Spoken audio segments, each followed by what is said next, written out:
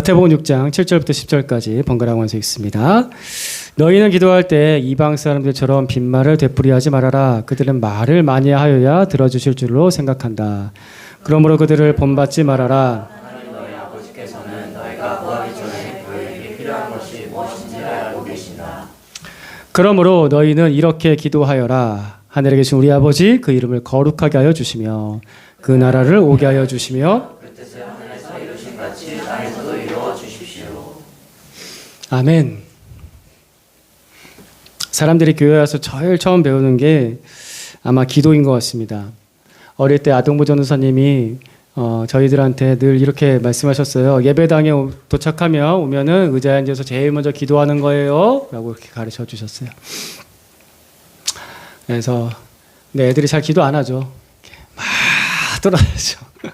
그때마다 전사님이랑 이제 교육부장 선생님이랑 돌아다니면서 앉아! 막 이러면서 했는데 어쨌든 그래도 좀 철이 들고 예수님 믿고 알아가면서 예배당에 와서 자리에 앉으면 그래서 십자가를 바라보게 되면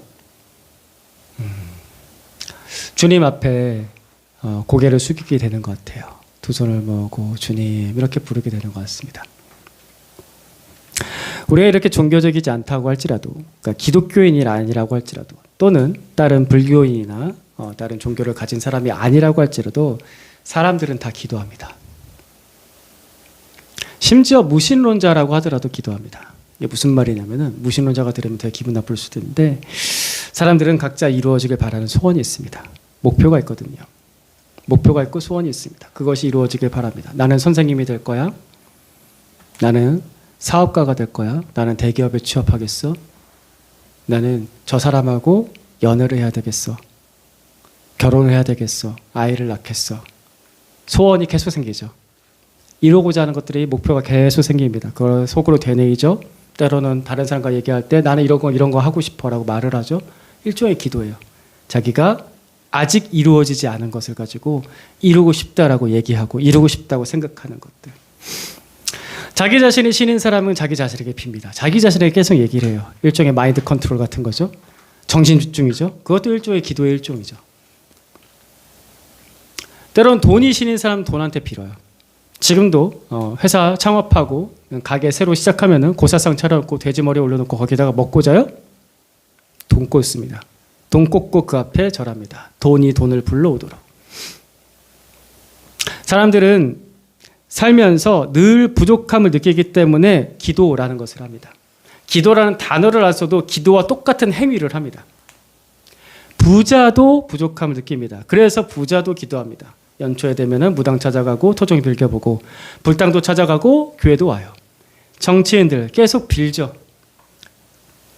투표 때가 되면 선거 때가 되면은 온갖 종교단체 다 돌아다니면서 여기서도 빌고 저기서도 빌고 그럽니다. 한 표 주십시오. 기도입니다. 그들의 기도예요. 대상과 방법이 다를 뿐이지 사람들은 다 기도합니다. 그죠? 이해가 되십니까? 예수님께서는 하나님께 드리는 기도를 가르치실 때 이렇게 말씀하셨습니다. 7절 말씀 같이 볼까요? 시작. 너희는 기도할 때 이방 사람들처럼 빈말을 되풀이하지 말아라. 그들은 말을 많이 하여야만 들어주시는 줄로 생각한다. 그렇죠? 이게 이제 온 세상의 기도인 거예요. 이방 사람들은 말을 많이 해요. 태초부터 지금까지 영원히 존재하시는 하나님께서 그 수많은 사람들의 기도 소리를 듣지 않으셨을까요? 그러니까 하나님께만 기도하는 소리뿐만 아니라 천지신명을 부르든지 산신령을 부르든지 옥황상제를 부르든지 조상신을 부르든지 그 많은 사람들이 하는 기도 소리를 하나님께서 듣지 못하실까요? 그분은 전능하신데 그분의 귀는 모든 죄인을 향해 있으신데 근데 이방 사람들의 특징이 뭐냐면은 말을 많이 해요. 근데 빈말을 많이 해요. 기도라는 뜻은요. 빌다라는 기자랑 빌다라는 도자가 합쳐서 기도가 됩니다. 그럼 뭐예요? 기도는 빌고 비는 거예요. 비나이다, 비나이다, 비나이다, 비나이다. 우리 옛날 어머니들, 우리 조선시대 어머니들 정한수원 하나 떠놓고서 비나이다, 비나이다. 아들 낳게 해주십시오. 아들 낳으면 아들 잘 되게 해주십시오. 기도는 이 기도를 듣는 신이 나를 불쌍하게 여겨져서 꼭 들어줬으면 좋겠다라는 마음으로 빌고 또 빌고 빌고 또 빌고. 기도라는 것은 이 세상이 나의 이야기를 들어주고 나의 사정을 좀 알아줘서 이 세상이 내 편이 됐으면 좋겠는, 그래서 빌고 또 빌고 빌고 또 빌고 합니다. 사람들이 그렇게 삽니다. 그 되기 원하는 마음이 기도에 있잖아요. 근데 그 되기 원하는 마음이 기도에도 있는데 기도에 또 다른 마음이 있어요. 어떤 마음이 있냐면은 이 신이 이 기도를 안 들어주면 어떡하지? 라는 불안한 마음이 있습니다. 세상이 내 이야기를, 이 많은 사람들이 내 이야기를, 내 사정을 안 들어주면 어떡하지? 면접 볼 때 내 이야기 안 들어주면 어떡하지? 합격 안 시켜주면 어떡하지? 불안한 마음. 왜냐면은 빌면서도, 소원을 생각하고 말을 하면서도 기도할 자격이 나한테 부족하다라고 느끼기 때문에 그래요. 일단 내가 죄 지은 게 많아요. 부모님한테 불효했어요. 일단 거의 대부분의 자녀들, 부모한테 불효한 자녀들. 엄마 아빠 말 안 듣고, 공부 제대로 안 하고, 노력도 제대로 안 하고, 나쁜 짓도 많이 하고, 그리고 내가 좀 이렇게 빌면서도 욕심이 좀 많은 것 같아. 그러니까 이 신이 과연 나한테 이 기도를 들어줄까? 라는 그런 불안한 마음 때문에 신에게 빌고 또 빌는 거예요. 그래도 어떻게든 좀 들어주십시오. 그리고 또 하나, 내가 기도를 올리는 그 신이, 또는 이 세상이라는 거대한 힘이 어떤 존재인지 잘 모르겠는 거죠. 자비로운 신일지, 자비로운 세상일지, 아니면 변덕스러운 신일지, 변덕스러운 세상일지 모르겠는 거예요.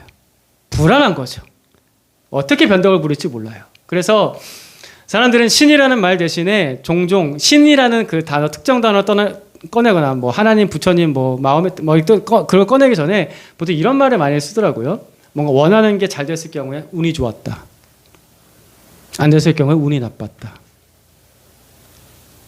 그죠? 변덕스러우니까. 너무나 변덕스러우니까. 세상살이가. 제가 신에 대해서 여러 가지 표현했습니다. 일단 신, 세상, 운. 사람은 자기보다 뭔가 큰 능력을 가진 존재 아래서 산다는 걸 느낍니다. 그래서 빌고 또 빌고 또 빕니다. 저 좀 잘 봐주십시오. 예수님께서는 그의 사랑을 하시는 제자들에게 기도를 가르치실 때 이렇게 가르치셨습니다. 8절과 9절 말씀 같이 봅니다. 시작. 그러므로 그들을 본받지 말아라. 하나님 너희 아버지께서는 너희가 구하기 전에 너에게 필요한 것이 무엇인지를 알고 계신다. 그러므로 너희는 이렇게 기도하여라. 하늘에 계신 우리 아버지 그 이름을 거룩하게 하여 주시며. 아멘.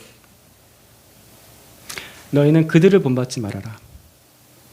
그렇게 기도하지 마 라고 하신 거예요. 그게 모든 사람들이 기도하는 방식인데 그렇게 기도하지 말고 우리는 기도할 때 우리의 기도를 들으시는 분이 누구신지 알고 우리의 기도를 들으시는 분과 나와의 관계가 어떤 관계인지 아는 거, 이것부터 잘 시작하는 겁니다. 예수님께서 그걸 가르쳐 주세요. 기도는 좋은 문장을 만들어서 신을 감동시키는 게 아닙니다. 기도는 관계입니다. 하늘에 계신 너희 아버지, 하늘에 계신 우리 아버지. 기도는 관계예요. 이방인처럼 하나님으로부터 멀리 떨어져 있었던 내가 세상 신에, 운에 늘 긴장하고 불안하고 주눅들어 있었던 내가 예수 그리스도의 은혜로 하나님께 나와서 하나님을 아버지라고 부르는 거, 그게 기도입니다. 그래서 우리는 기도할 때마다 예수님의 이 도우심이 필요해요. 아버지라고 부를 수 있도록 하는 도우심. 우리는 예수님께 기도를 배울 때 감동적인 문장을 만들어서 기도를 하는 것을, 예수님은 이렇게 기도하셔서 이 문장을 써야 돼 라는 그게 초점이 아니라, 친아들이신 예수님께서는 아버지 하나님을 어떻게 바라보시나 라는 그 시선, 그 관계에 우리가 먼저 초점을 맞춰야 돼요. 그거를 배워야 됩니다. 우리가 바라보는 시선이 바뀌어야 기도가 바뀝니다. 예수님께서 주기도문으로 주님께서 가르쳐 주시는 이 기도로 그걸 가르쳐 주고 계세요. 이 관계를. 9절 말씀 다시 한 번 더 읽어볼까요? 시작. 그러므로 너희는 이렇게 기도하여라. 하늘에 계신 우리 아버지 그 이름을 거룩하게 하여 주시며. 이게 우리가 주기도문이라 부르는, 주님께서 가르쳐 주신 기도라고 부르는 그 기도의 첫 문장이죠. 하늘에 계신 우리 아버지 그 이름을 거룩하게 하여 주시며.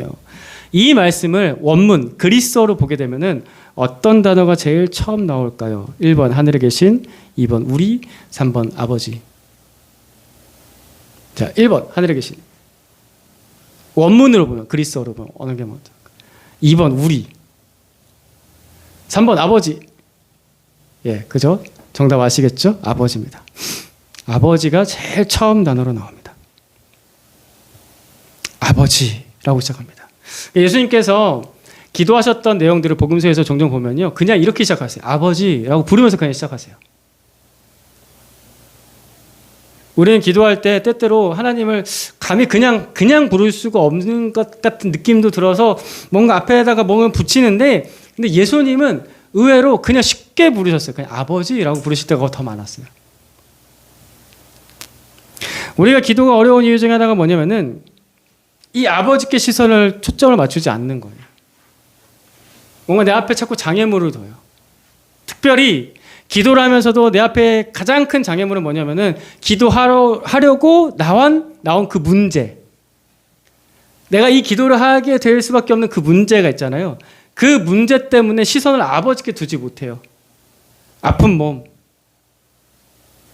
깨어진 관계, 상처받은 마음, 부족한 돈, 불안한 미래, 그런 모든 문제들 앞에 놓고서 기도하려 나오는데 기도할 때 자꾸 이 문제만 바라봐요. 아버지는 안 보고. 그래서 이 문제만 바라보면서 고민해요. 기도하는 시간에 그 문제를 놓고 고민을 해요. 기도하는 시간에 그 문제를 놓고 한숨을 쉬어요. 그래서 기도를 10분 하든 20분 하든 30분 하든 1시간 시간이 지나가잖아요. 그럼 어때요? 기도하고 나서 힘이 날까요? 안 날까요? 힘이 잘 안 나요. 그러니까 한숨 쉬다가 나왔거든요. 그러니까 아버지께 말씀을 드린 게 아니라 나 혼자서 그 문제 놓고서 고민하다 나온 거예요. 그럴 때가 종종 있지 않으세요? 저도 그럴 때가 있거든요. 그래서 우리는 예수님의 도움이 필요합니다. 예수님께서 가르쳐 주신 대로 아버지야, 아버지를 불러. 우리는 기도할 때마다 아버지를 부를 수 있게 도와주신 예수님이 필요하고 아버지를 바라볼 수 있게 하시는 예수님이 필요합니다. 그래서 우리가 맨 마지막에 습관처럼 붙이기도 하지만 또 진심을 담아서 붙이기도 하죠. 예수님의 이름으로 기도합니다. 아멘이라고 하는데 사실 이 문장은 제일 처음부터 시작되는 거예요. 내가 예수님의 이름에 의지해서 기도하는데 아버지를 바라볼 수 있게 해주시고 아버지께 기도할 수 있게 해주시고 아버지의 응답을 드릴 수 있게 해주십시오. 예수님이 도와주셔야 그게 가능합니다. 근데 여기서 이제 좀 문제가 있어요. 그러니까 우리가 살아오면서 경험했던 문제인데 우리가 이 땅에서 만난 우리 육신의 아버지가 있지 않습니까? 참 고마우신 분. 그 아버지와의 관계가 좋으신 분들은 하나님을 아버지라고 부르는 것에 대해서 그렇게 어렵게 생각하지 않습니다. 오히려 더 편해요. 아, 아버지가 이런 분이시지라고 이미지가 만들어져 있어요. 좋은 이미지가. 근데 그렇지 않은 분도 상당히 많습니다. 아버지에 대한 경험이 좋지 않고 아버지에 대한 이미지가 좋지 않은 분들. 세상의 모든 아버지, 어머니는 우리에게 참 고마운 분인 것은 분명한 사실입니다. 우리가 이 땅에 태어날 수 있게 해주신, 그리고 우리를 길러주신 너무나 고마운 분인데 근데 완전하진 않으시거든요. 완전하진 않아요. 근데 자식의 입장에서는 그 부모가 가장 친밀하거든요. 그래서 그 친밀한 부모와 가장 많은 시간을, 어린 시절 시간을 가장 많이 보내는데 근데 그 완전하지 않은 모습들 때문에 행복하게 커야 될 우리의 인생이, 자녀들의 인생이 때로는 상처로 물들 때도 있죠. 그래서 아버지라고 부르는 것 자체가 난 싫어 라고 하시는 분도 종종 있습니다. 그럴 수 있습니다. 그럴 수 있습니다. 그래서 그때도 예수님과 하나님 아버지의 도움이 필요합니다. 하나님 아버지와 아들 예수님의 그 사랑의 관계는 이 땅의 모든 아버지와 어머니와 그리고 자녀들의 사랑의 관계의 원천이에요. 우리가 이 땅에서 사람들 사이의 관계에서 사랑 중에서 부모의 사랑이 가장 최고라고 하는데 그 최고의 사랑이 어디서 왔냐면은 아버지 하나님과 아들 예수님 사이의 관계에서 온 거예요. 그게 원본이에요. 그거는 손상되지 않았어요. 그래서 아버지 하나님과 아들 예수님의 그 사랑의 관계가 그 사랑이 나에게 부어질 때 나도 이 땅에서 만나 우리 사랑하는 아버지 어머니의 관계가 더 회복이 될 수 있고 관계가 회복이 되고 사랑을 누리고 더 행복해질 수가 있는 겁니다. 그래서 아버지 하나님과 아들 예수님과의 관계를 보여주는 성경의 말씀을 보겠습니다. 마태복음 3장 17절 그리고 요한복음 말씀 첫 번째 구절 먼저 볼까요? 시작. 그리고 하늘에서 소리가 나기를 이는 내가 사랑하는 아들이다. 내가 그를 좋아한다 하였다. 제가 우리 아들 딸들에게 종종 이렇게 부를 때가 있어요. 우리 사랑하는 딸, 우리 사랑하는 아들, 우리 아들, 우리 딸 이렇게 부를 때가 있어요. 그러면은 싫어하더라고요. 그냥 연수라고 부르라고 정우라고 부르라고. 있는데 저는 가끔씩 그렇게 부르고 싶더라고요. 근데 매번 그렇게 부르게 되지는 않습니다. 솔직히 연수야, 정우야 이렇게 부르다가 안 들으면은 이제 한 글자를 더 붙여요. 서연수, 서정우 이렇게 붙이죠. 그리고 한 글자로 줄어들어요. 야 이렇게 줄어들죠. 부족한 부모라서 그렇습니다. 부족한 아버지라서. 하지만 우리 하나님 아버지께서는 언제나 아들 예수님을 내 사랑하는 아들이라고 부르셨습니다. 내 사랑하는 아들. 그래서 우리가 예수 그리스도를 믿고서 예수님 안에 있을 때 우리는 그 음성을 듣게 돼요. 똑같이. 내가 예수님 안에 있으니까 이해되세요? 내가 예수님 안에 있으니까 아버지 하나님으로부터 내 사랑하는 아들, 내 사랑하는 딸이라는 음성을 듣게 됩니다. 두 번째 구절 요한복음 11장 41절 말씀 같이 봅니다. 시작. 예수께서 하늘을 우러러 보시고 말씀하셨다. 아버지 내 말을 들어주신 것을 감사드립니다. 제가 또 우리 아들 딸들의 요청을 들어주려고 하지만 들어주지 않은 때가 더 많은 것 같아서 죄송합니다. 어릴 때는 울 때마다 달려가서 안아주고 달래주고 그리고 기저귀 갈아주고 그리고 밥도 먹여주고 이렇게 했어요. 근데 이제 시간이 흐를수록 이게 좀 힘들더라고요. 솔직히 좀 지치더라고요. 그래서 나중에는 그냥 모른 척하고 그냥 잠자는 척하고 누워 있을 때가 종종 있었습니다. 그러면 이제 저희 아내가 달려가죠. 죄송합니다. 이제는 이제 우리 아이들이 중학생, 고등학생이 됐어요. 소위 말해서 다 컸다라는 말이 이제 슬슬 나올 때가 됐죠. 다 컸다라는 생각이 들어서 무슨 말을 해도 이제 자기 일은 알아서 하자. 네 인생 네가 살아야지. 이런 식으로 얼렁뚱땅 넘어갈 때가 더 많지 않나 싶습니다. 죄송합니다. 그런데 하나님 아버지께서는 아들 예수님의 기도, 그 요청을 늘 들어주셨습니다. 그래서 아들 예수님이 아버지를 향해서 이렇게 말하죠. 아버지, 내 말을 들어주신 것을 감사드립니다. 우리는 하나님 아버지와 그 아들 예수님의 사랑 안에서 나를 아시고 내 말을 들어주시고 나를 불러주시고 나를 사랑으로 안으시는 그 사랑을 받고 회복할 수 있는 거예요. 이 사랑을 잘 회복해 나가는 삶이 행복한 삶인 거죠. 이렇게 풍성한 사랑을 잘 받아야 다른 사람과의 관계도 특별히 때로는 깨어진 우리 아버지 어머니와의 관계도 회복이 될 수 있는 겁니다. 회복됩니다. 하나님 아버지의 사랑을 잘 받으면 회복됩니다. 아들 예수님의 사랑을 잘 받으면 회복됩니다. 예수님께서 이런 삶을 사셨습니다. 그런데도 예수님께서 이 땅에서의 삶을 사신 것은 분명히 힘드셨을 거예요. 무엇과 비교하면 힘드냐면은 예수님께서 천국의 삶도 사셨잖아요. 그리고 이 지구 땅에서 사신 삶도 살았을 거예요. 어느 삶이 더 좋았을까요? 이게 답이 안 나오세요? 천국의 삶이 더 좋으셨을까요? 이 땅의 삶이 더 좋으셨을까요? 당연히 천국이 더 좋죠. 천국에서는 배고픔도 없어요. 예수님 맨날 배고프다고 하셨잖아요. 배고파 하면서 무화과나무 이렇게 열매 따셨잖아요. 예수님 졸으셨어요. 졸려가지고. 배 고물에서 주무셨다고요. 천국에서는 졸린 것도 없어요. 피곤한 것도 없다고요. 천국의 삶이 훨씬 더 좋았을 겁니다. 이 땅의 삶은 고난이었고 극단적으로 표현하자면은 천국의 삶을 사시다가 이 땅에 오셨을 때 와 이건 지옥이구나. 이런 생각을 하시지도 않았을까라고 추측해 봅니다. 이건 제 생각.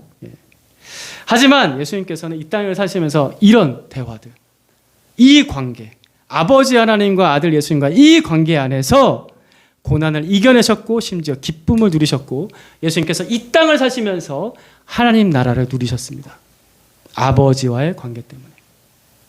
그래서 예수님께서 하셨던 설교 중에는 이런 설교들이 많죠. 하나님의 나라는 이와 같으니 하나님의 나라는 겨자씨와 같으니. 이게 뭐예요? 하나님 나라를 이 땅에서 보셨다는 거예요. 경험하셨다는 거예요. 그리고 심지어 하나님의 나라는 너희 가운데 있다. 이렇게도 말씀하셨어요. 예수님의 놀라운 은혜인 거죠. 예수님께서 우리를 사랑하신 놀라운 은혜인 겁니다. 그래서 예수님께서는 마지막 십자가에서도 이렇게 말씀하셨어요. 누가복음 23장 46절 말씀 같이 읽을까요? 시작. 예수께서 큰 소리로 부르짖어 말씀하셨다. 아버지, 내 영혼을 아버지 손에 맡깁니다. 이 말씀을 하시고 그는 숨을 거두셨다. 예수님께서 마지막 죽음까지도 이렇게 말씀하셨어요. 아버지, 내 삶을, 내 영혼을 아버지 손에 맡겨드립니다.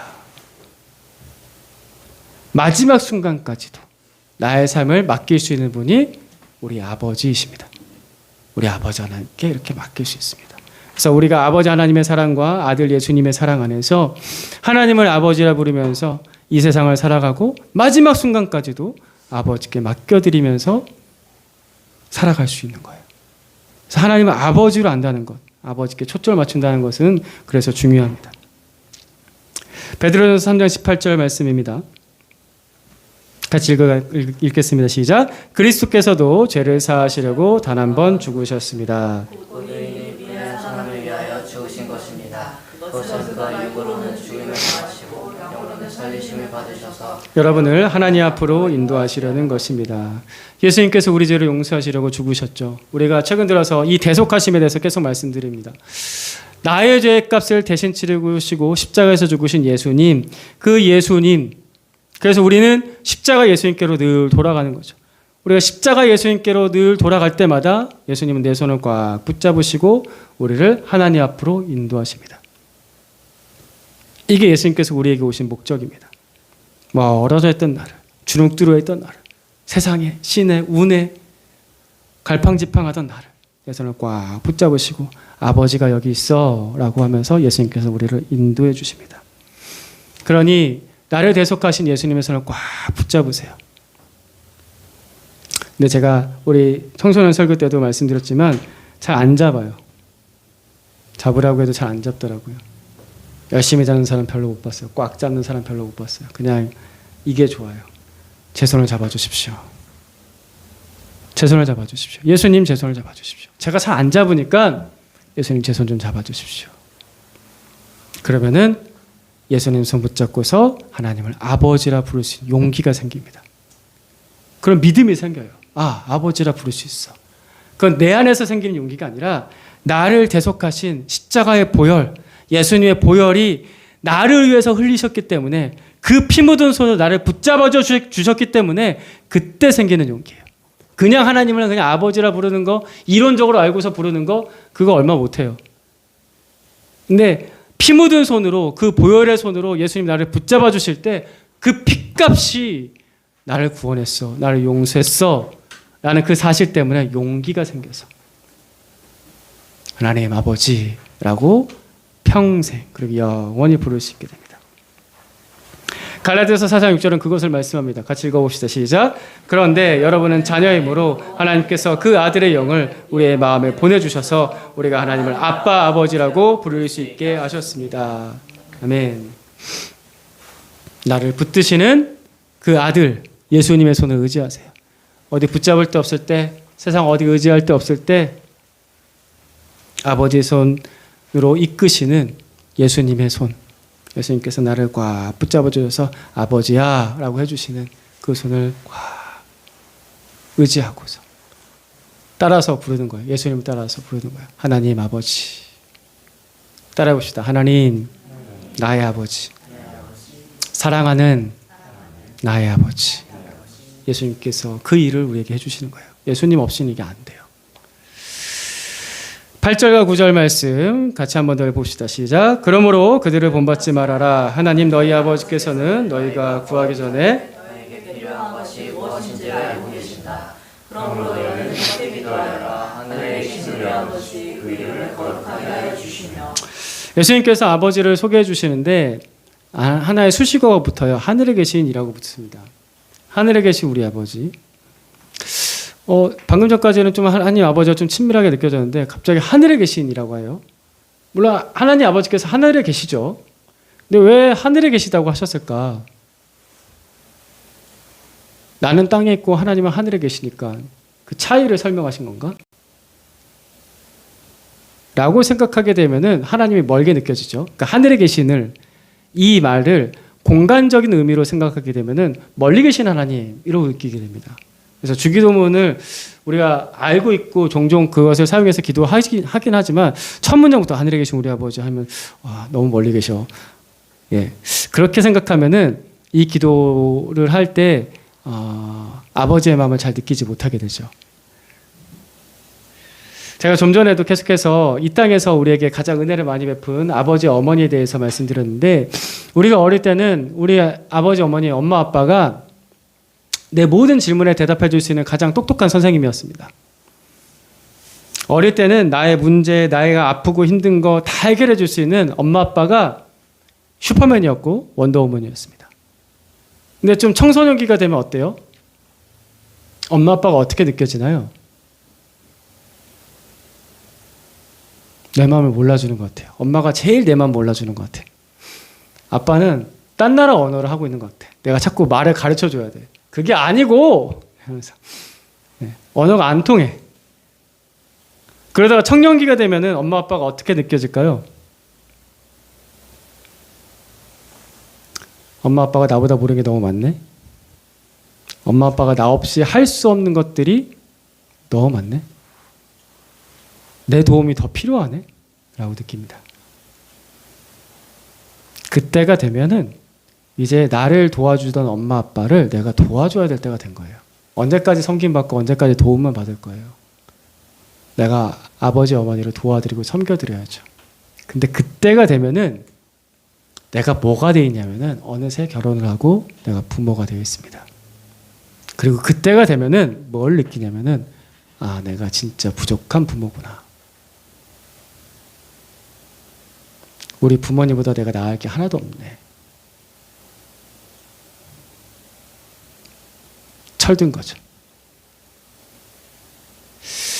이 세상의 모든 부모님, 아버지, 어머니는 참 귀중한 존재이십니다. 우리에게 가장 큰 사랑을 베풀어 주신 가장 큰 존재인 건 분명하지만 그 부모님은 다 부족합니다. 내가 부모가 될수록 더 느껴요. 아, 부족하다. 이 세상의 모든 부모는 부족합니다. 예수님께서 지금 하늘에 계신 아버지라고 소개하신 것은 이런 의미입니다. 우리가 하나님을 아버지로 알고 아버지로 믿고 믿을수록 좋은 것은 뭐냐면은 그분은 완전하신 아버지란 겁니다. 하늘에 계신 아버지란 뜻은 이 땅에 한계가 없는, 이 땅에 부족함이 없는 완전하신 아버지라는 뜻이에요. 그래서 하늘에 계신 우리 아버지라고 할 때 그런 좋으신 아버지. 그러니까 나를 어릴 때도 이해했을 뿐만 아니라 청소년기에도 나를 이해하시고 청년기에도 나를 이해하시고 내가 결혼할 때도 나를 이해하시고 내가 중년이 되고 내가 노년이 되고 내가 백발이 될 때까지도 그때까지도 내가 아버지라고 부를 수 있는 가장 완전한 아버지. 그때까지도 나를 이해하시고 나를 도와주실 수 있는 그 아버지. 하늘에 계신 우리 아버지. 이 땅에 한계가 없는 아버지. 내가 80이 되고 90이 됐을 때 누구한테 아버지라고 부를 거예요? 근데 그때도 하늘에 계신 우리 아버지라고 부를 수 있습니다. 그분 나를 이해하시고 그 힘이 없고 노인 됐을 때에도 나를 도와주실 수 있는 나의 아버지. 그때 우리 예수님께서 마지막에 기도하셨던 것처럼 아버지, 내 영혼을 아버지 손에 맡깁니다. 할 수 있는 그 아버지. 완전하신 우리 아버지신 거예요. 3년 전 2월이었습니다. 그러니까 오늘이 2월 1일이잖아요. 딱 이때쯤인데 어떤 분이 제가 교회에서 일을 하고 있는데 전화가 오셨어요. 그래서 전화를 받았는데 저희 교회 상황에 대해서 또 저의 상황에 대해서 물어봐 주시고 목사님 제가 우리 하늘시아 교회 위해서 목사님 위해서 기도할게요 라고 이렇게 해주시는 거예요. 전화 통화를 마쳤어요. 감사하다. 그래, 일주일이 흘렀습니다. 일주일이 흘러나서 그때 그분이 아니라 완전 다른 분이 완전 다른 교회에 완전 다른 분이 저한테 또 전화를 하셔서 목사님 어떻게 지내세요? 개척 어려우시죠? 이렇게 말씀해 주시는 거예요. 그러면서 또 제 상황을 물어봐 주시고 저희 교회와 저를 위해서 기도해 주시겠다고 하시는 거예요. 2주에 걸쳐서 연속해서 그 2번의 전화 통화를 하고 나서 많이 울었습니다. 왜 울었냐면은 하나님 아버지께서 제 마음에 이러시는 것 같은 거예요. 이러시는 것 같았다고요. 들었다는 게 아니라 이러시는 것 같았어요. 용태야, 내가 다 알아. 얘야, 내가 다 알고 있어. 이러시는 것 같은 거예요. 8절 말씀 다시 한번 보세요. 너에게 필요한 것이 무엇인지를 알고 계신다. 그러므로 너희는 이렇게 기도하여라. 하늘에 계신 우리 아버지라고. 기도는 관계입니다. 예수님을 통해서 하나님을 아버지라고 부르는 관계입니다. 그분이 나를 아시고 나를 위해서 모든 것을 할 수 있고 내 인생 끝까지 책임져 주시는 아버지라는 것을 경험하고 확인하고 기뻐하고 누리는 시간, 그게 기도 시간입니다. 우리의 기도는 내가 전혀 모르는 신에게 내 운명을 맡긴 그런 게임, 장난, 모험 이런 게 아닙니다. 우리의 기도는 화려한 문장 만들어서 신을 감동시켜야지 그런 것도 아닙니다. 아주 단순해요. 그냥 예수님 손 붙잡고 아버지 앞에 나가서 부르는 거예요. 아버지라고. 이 시간 우리 예수님의 손을 의지해서 우리 아버지를 부르고 그렇게 기도하고 살아가는 삶이 되기를 원합니다. 같이 찬양합시다. 아바 아버지 같이 찬양하고 우리 그렇게 기도합시다.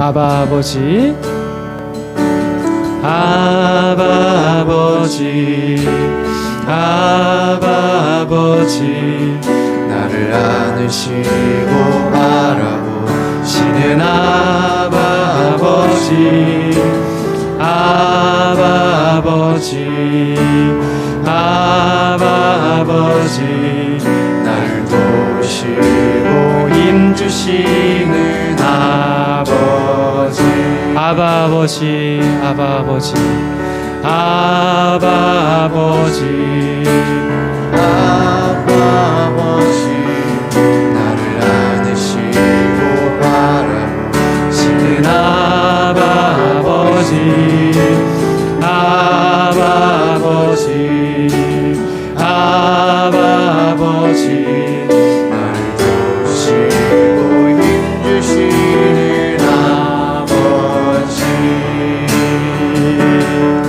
주는 내 마음을 고치시고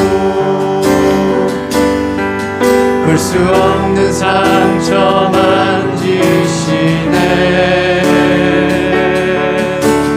나를 아시고 나를 이해하시네. 내 영혼 새롭게 세우시네.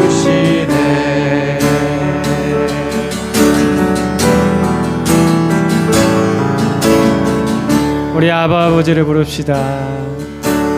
아바 아버지, 아바 아버지, 나를 안으시고 바라보시는 아바 아버지, 아바 아버지, 아바 아버지, 나를 도우시고 힘주시는 아버지, 주는 내 마음을 고치시고 볼 수 없는 상처 만지시네. 나를 아시고 나를 이해하시네. 내 영혼 새롭게 세우시네. 주는 내 마음을 고치시고 주는 내 마음을 고치시고 볼 수 없는 상처 만지시네.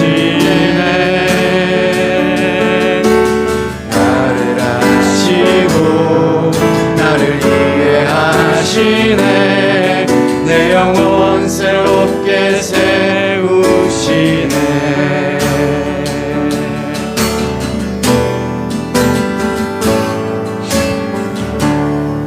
우리 다시 한번 찬양할 때 앞에 부분만 허밍으로 하면서 속으로는 계속 하나님 아버지를 생각하는 거죠. 이렇게 한번 찬양해 왔으면 좋겠습니다. 허밍으로 아바 아버지.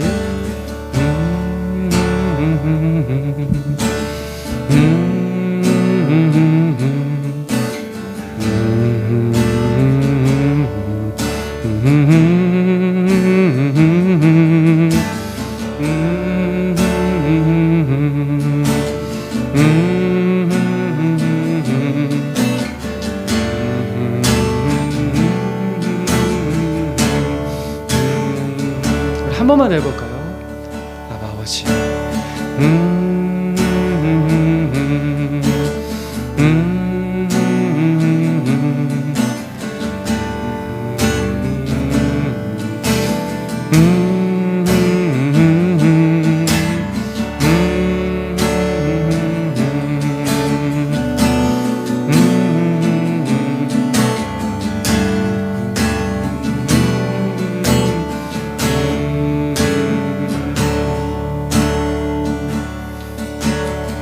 같이 기도합시다.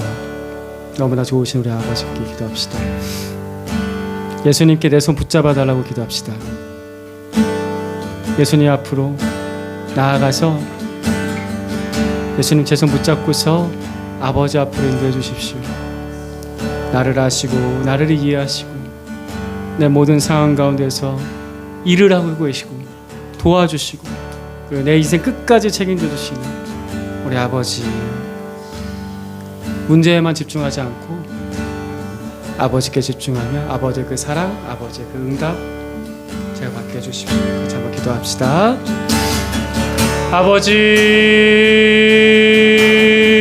나의 아버지,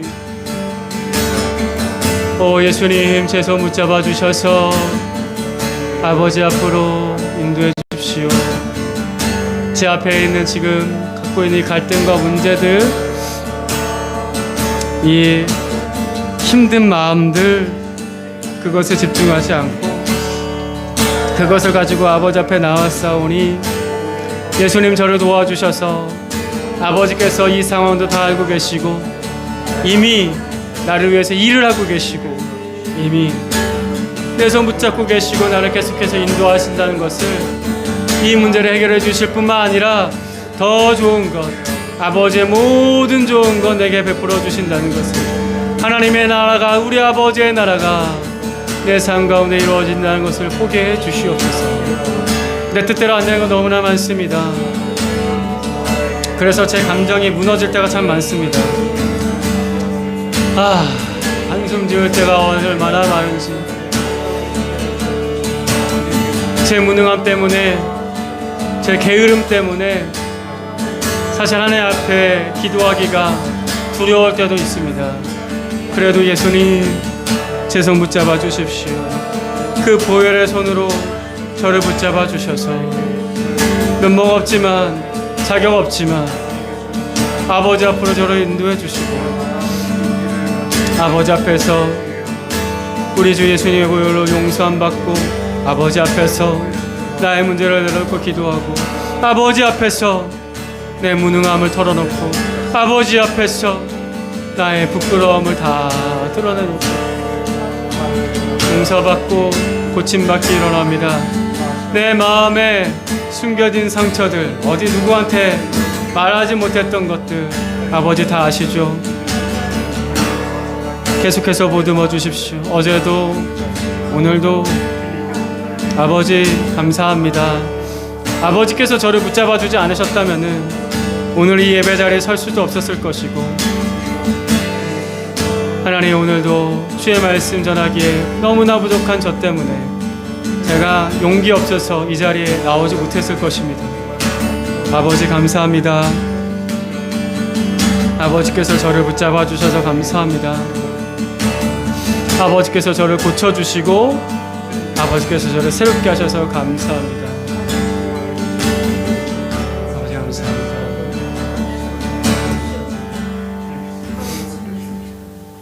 우리 이제 한 번만 더 기도할까요? 아버지가 너무 좋은 분이세요.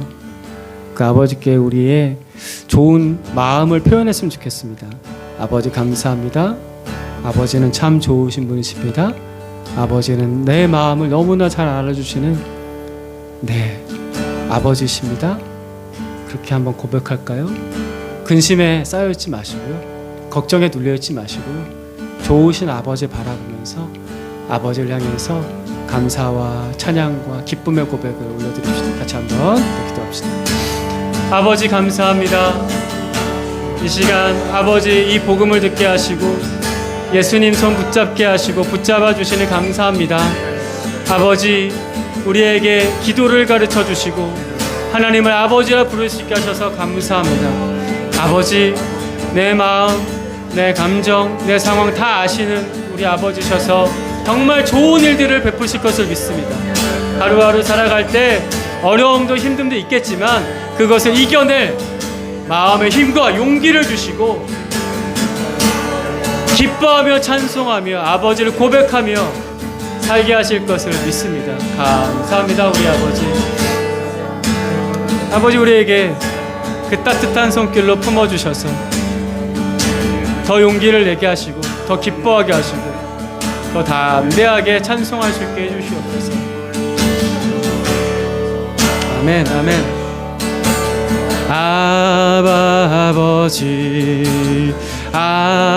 아버지 나를 안으시고 바라보시는 아버지 아버지 아버지 나를 도우시고 힘주시는 아버지. 우리 한 번 더 찬양합시다. 우리 아버지 아버지 아버지 나를 안으시고 바라보시는 아버지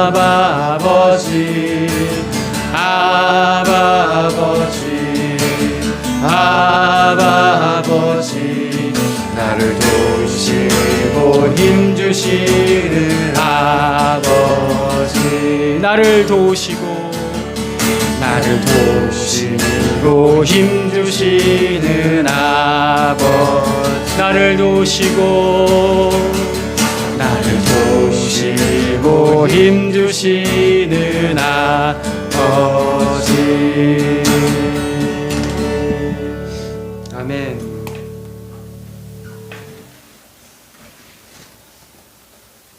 우리 주 예수 그리스도의 은혜와 하나님 아버지의 말로 다할 수 없는 사랑하심과 성령 하나님께서 우리 안에 계셔서 우리가 자녀인 것을 증언해 주심이 여기는 모든 사람들과 함께 해주시기를 간절히 축원하옵나이다. 아멘.